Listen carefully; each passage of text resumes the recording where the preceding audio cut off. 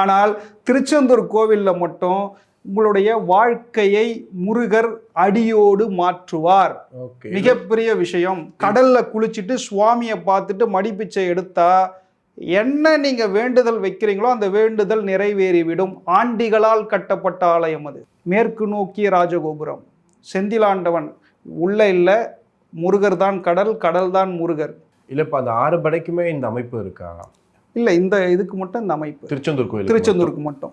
Okay. இப்ப நிறைய பேர் 6 படைக்கும் போயிட்டு வர்றது நல்லதுலாம் சொல்லுவாங்க இல்லையா? அது என்ன விஷயம் தெரியாம பேசிக்கிட்டு இருப்பாங்க. முருகர் மேல இருக்கிற அதீத பக்தியில பேசுவாங்க. நான் 6 படைக்கும் போறேன், 6 படையிலையும் முருகர் இருக்கார், நம்ம மனசுலையும் முருகர் இருக்கார். ஆனா என்னை பொறுத்த வரைக்கும் முருகர் எங்க இருக்காருன்னு கேட்டா நான் 2 இடத்துல இருப்பார். ஒன்னு திருச்செந்தூர், இன்னொன்னு பழனி. ஆமா.